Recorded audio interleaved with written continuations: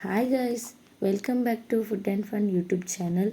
ಶಬರಿಮಲೆಗೆ ಮಾಲೆ ಹಾಕ್ತಾರಲ್ಲ ಯಾರೆಲ್ಲ, ಅವರು ಹೋದಾಗ ನಾವು ಯಾರೆಲ್ಲ ವೃತದಲ್ಲಿ ಕೂತಿರ್ತೇವೆ ನೋಡಿ, ನೇಯ್ತಾರೆ ಅಂತ ಹೇಳ್ತೇವೆ ನಾವು ಅದು ಕೊಟ್ಟಿದ್ದರೆ ಅಥವಾ ಮನೆಯಿಂದ ನಮ್ಮದು ಯಾರಾದರೂ ಹೋಗಿದ್ದರೆ ಅವರು ಬರುವ ತನಕ ನಾವು ವೆಜ್ಜಲ್ಲಿ ಕೂತಿರ್ತೇವಲ್ಲ, ಆ ವೆಜ್ ನಮ್ಮದು ವೃತ ಎಲ್ಲಿಗೆ ಮುಗೀತದೆ ಅಂದರೆ ಅಲ್ಲಿಂದ ತಂದಂತಹ ಈ ತೆಂಗಿನಕಾಯಿ ಮತ್ತು ಇದು ಅಕ್ಕಿ ನೋಡಿ, ಇದು ತಗೊಂಡು ಬಂದು ಇದರಿಂದ ನಾವು ಏನಾದರೂ ಸಿಹಿ ತಿಂಡಿ ಮಾಡಿ ತಿಂದಮೇಲೆ ನಮ್ಮದು ವೃತ ಮುಗೀತದೆ.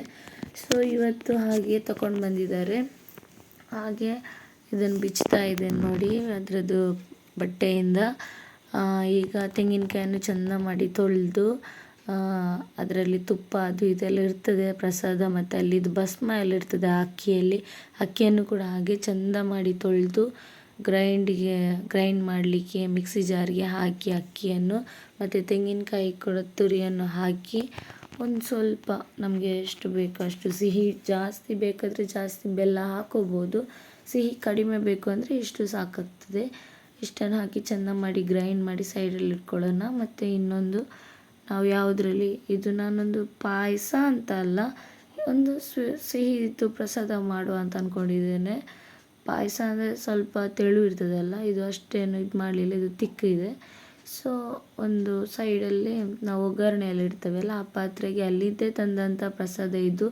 ತುಪ್ಪ ಕೂಡ ಅಲ್ಲಿದ್ದೆ, ಅದು ತುಪ್ಪ ಹಾಕಿ ಅದಕ್ಕೆ ನಾವು ಒಣ ದ್ರಾಕ್ಷಿ ಗೋಡಂಬಿ ಅದೆಲ್ಲ ನಮ್ಮದು ಇಷ್ಟ, ಹಾಕ್ಬೋದು ಹಾಕದೇ ಇರ್ಬೋದು, ಅದೇನಾಗಲ್ಲ, ಪ್ರಸಾದ ಅಲ್ವಾ, ಹೇಗಿದ್ದರೂ ನಡೀತದೆ. ಸೊ ಅದನ್ನು ಫ್ರೈ ಮಾಡಿ ಸೈಡಲ್ಲಿ ಇಟ್ಕೊಳ್ಳುವ. ನಾವು ಮಾಮೂಲಿ ಪಾಯಸಕ್ಕೆ ಹೇಗೆ ಇಟ್ಕೋತೇವೆ ಹಾಗೆ ಇಟ್ಕೊಳ್ಳುವ. ಆಮೇಲೆ ನಾವು ಪಾಯಸ ಯಾವುದರಲ್ಲಿ ಮಾಡ್ತೇವೆ ಅಂತ ಒಂದು ಪಾತ್ರೆ ಇಟ್ಕೊಳ್ತೇವಲ್ಲ, ಆ ಪಾತ್ರೆಗೆ ನಾವು ಗ್ರೈಂಡ್ ಮಾಡಿ ಇಟ್ಟಂಥ ತೆಂಗಿನಕಾಯಿ, ಬೆಲ್ಲ, ಏಲಕ್ಕಿ ಎಲ್ಲ ಇದೆಲ್ಲ ಅಕ್ಕಿ ಎಲ್ಲ ಅದನ್ನು ಹಾಕಿ ಅದಕ್ಕೆ ಸ್ವಲ್ಪ ನೀರು ಹಾಕಿ ಚೆನ್ನಾಗಿ ಮಿಕ್ಸ್ ಮಾಡಬೇಕು. ಅದು ಕುದಿ ಬರಬೇಕು. ಅದು ನೋಡಿ, ನಾವು ಮಾತ್ರ ಅದರಿಂದ ಸೌಟು ತೆಗಿಬಾರ್ದು, ಸೌಟು ತೆಗೆದ್ರೆ ಅಡಿಯಲ್ಲಿ ಕೂತ್ಕೊಳ್ತದೆ ಅದು.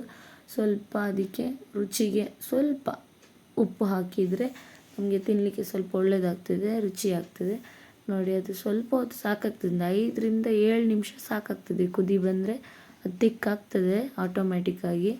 ಈಗ ನೋಡಿ ಆಗ್ತಾಯಿದೆ. ಅದಕ್ಕೆ ನಾವು ಫ್ರೈ ಮಾಡಿಟ್ಟಂತಹ ಬೀಜ ಗೋಡಂಬಿಯನ್ನು ಹಾಕಿದರೆ ನಮ್ಮದು ಪ್ರಸಾದ ರೆಡಿ ಆಗ್ತದೆ.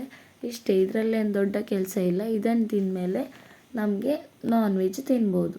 ಹಾಗೆ ಇದು ತಿನ್ನದೇ ಮನೆಯಲ್ಲಿ ಮಾಡದೆ ನಾವು ನಾನ್ ವೆಜ್ ಬಿಟ್ಟು ವೆಜ್ಜಲ್ಲಿ ಕುತ್ಕೊಂಡಿದ್ದವರು ಹಾಗೆ ನಾವು ನಾನ್ ವೆಜ್ ತಿನ್ನಬಾರ್ದು. ಇದನ್ನು ಪ್ರಸಾದ ಅಂತ ಮಾಡಿಕೊಂಡು ಸ್ವೀಟ್ ಏನಾದರೂ ಮಾಡ್ಕೋಬೋದು. ಆ ತೆಂಗಿನಕಾಯಿ ಅಥವಾ ಅಕ್ಕಿಯಿಂದ ಎರಡನ್ನು ಹಾಕಿ ನಮಗೆ ಇಷ್ಟ ಬಂದದ್ದು ಏನು ಬೇಕಾದರೂ ಮಾಡ್ಕೋಬೋದು. ಇನ್ ಕೇಸ್ ಅದು ತೆಂಗಿನಕಾಯಿ ಉಳಿದ್ರೆ ತರಕಾರಿ ಏನಾದರೂ ನಾವು ಪದಾರ್ಥ ಮಾಡೋದಿದ್ರೆ ಅದಕ್ಕೆ ಹಾಕ್ಕೊಂಡು ಯೂಸ್ ಮಾಡ್ಕೋಬೋದು ಆ ತೆಂಗಿನಕಾಯನ್ನು. ಅಕ್ಕಿಯನ್ನು ನಾವು ಹೀಗೆ ಏನಾದರೂ ಒಂದು ಸ್ವೀಟ್ ಮಾಡ್ಕೊಂಡು ತಿನ್ನೋದು ಒಳ್ಳೆಯದು, ಯಾಕಂದರೆ ಅದು ಸ್ವಲ್ಪನೇ ಇರ್ತದಲ್ಲ. ಹಾಗೆ ನೋಡಿ, ಈಗ ಹೇಗೆ ಕುದಿ ಬರ್ತಾ ಇದೆ ನೋಡಿ, ಅದು ಗಟ್ಟಿ ಆಯಿತು, ಫುಲ್ ತಿಕ್ಕಾಗಿದೆ. ಈಗ ಅದನ್ನೊಂದು ಸ್ಪೂನ್ ಹಾಕಿ ನಾವು ಹೀಗೆ ತಿನ್ಬೋದು.